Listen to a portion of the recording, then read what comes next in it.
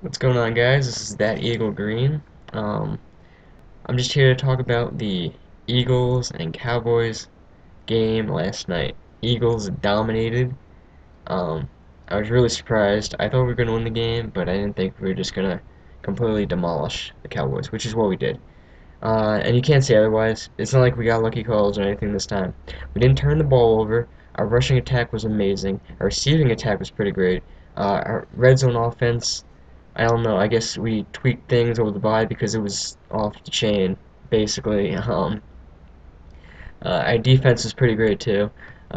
Actually, no, it wasn't. It was awesome. Our defense was awesome because Cowboys only scored 7, and they didn't really come close any other time. As you can see, no field goals, no nothing, because they were barely in our territory the entire game. We also controlled the clock amazing. We scored on our first 4 possessions, and the first 3 times were touchdowns. I mean, put up 34 points against them. We rushed. I forget. It was like I think it was like 200 something yards against the rushing against the top rushing defense in the league. Shady McCoy was outstanding. He had like 185 yards and 2 TDs. Um, Friggin' Jeremy Maclin was pretty great too, and so was Deshaun Jackson, Devon, everyone. And Salik had the touchdown. Everyone was doing great. Namdi Asma had that pick. It's pretty sick. Um, I forget how many times we did get to Romo. We sacked him a couple times. Um, so all in all, I mean, just all sides of the ball, we were just amazing. We completely destroyed them single-handedly. We went out there, we did our business, we did what we need to do. We did what a dream team should do every game, and I really was just so stoked the whole game. Um, as far as our, I mean, I'm still so excited about this. I can't believe it. Like I'm actually looking forward to looking towards our next game.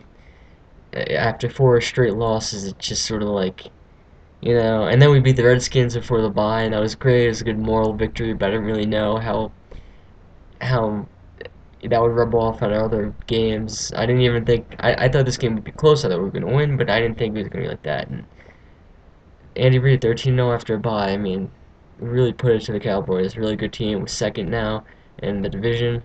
Um, I'm really looking forward to our next game against the Bears. And speaking of the Bears, they're coming off of a bye. Um, I looked at their stats. All in all, I thought they were a pretty good team. I think like 3-3 or something like that. Maybe 4-3. I don't really know. I know they beat the Buccaneers, the Vikings, the Falcons, but they did lose to the Saints. They lost to the Lions. Monday night victory. The Lions handed them a pretty big loss, and then I think they lost to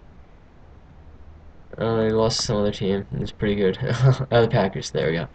And so I mean I think that I going into my preview of the game against the Bears, I thought the Bears were a pretty good, solid team. But looking at their stats, they seem to be one-dimensional.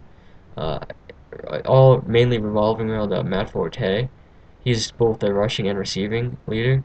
Um, I think that if we shut him down, we could we pretty much shut the team down. Their defense is okay. Surprisingly, Brian Urlacher has no sacks. He has 3 INTs. Um, but I mean, if you look at their sack leaders, obviously Julius Peppers, he has like 4 sacks, and then I think the other, the Moby Okoye and some other guy, oh, Idonije, they both have 3 sacks. So, they're pretty solid. Jason Babin, just throwing it out there, he has like 8 sacks this season, so alone. I mean, kind of our rushing attack, our receiving attack, our defensive attack's all better than their whole team.